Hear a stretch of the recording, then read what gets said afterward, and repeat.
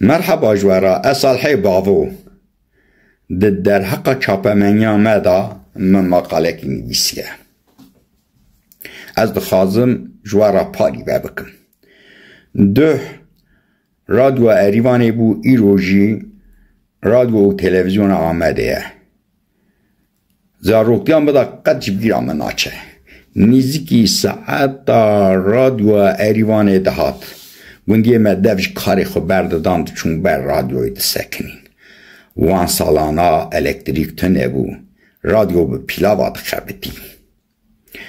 برنامه کردی ساعت 16 نیوادا دست پیدا کر انگشت به هفرا شاد بون در رادیو اریوان دا کلام خرابت خاچو شروع برو میا عگیت جمو نوچه چیروک پرانی موان تشتانا گهداری دکر برنامه ساعت 18 دقیقه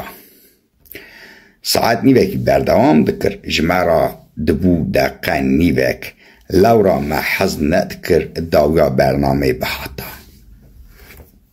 و دمه رادیو اریوانه بو هلینک جهلینا چاندامه و زمانه لنهاجی رادیو و تلویزیون آمده ناهیل آب لسر زمانه و چاندامه بمچقه خودیه رادیو و تلویزیون آمده فراد محمد اولیه به چاپمنیا خواه میسیون رادیو اریوان پیکتینه دنگ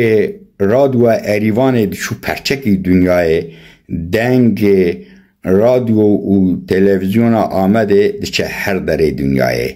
از بوی و پر کیف خوشته بم فراد محمد اولو روزنامه‌وانه و هنرمنده جی صرف به چاپمنیا خواه خدمت خلق من که به هنر خواجه خدمت خلق مد که من قریبی ویا تماشا کرد و گلک عجباند سپیکر تلویزیون آمده جی عبدالرحیم قلیجه او جی هلبستوانه خینجی ویا در حق سناریوی دا پرتوکک نویسیه پرتوکاوی وان روژا ده وحشانخانه آوست دا درد که هلبستی ویجی گلک خوشی میچو از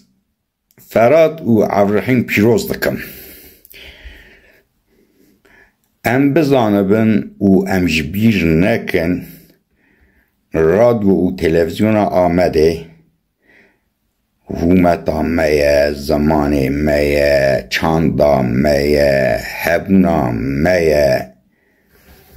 خباتکاری وی جمرا گلک گرام بهایه لورا وی دماهانه ده شرط و مرج نهادا کاری پیروز دکن خبات آوانجی به دل منه دل مگش گایم خودی که ماسیان نده ثواب و حرمت خوشوانا را دشینم بخاطر و تبا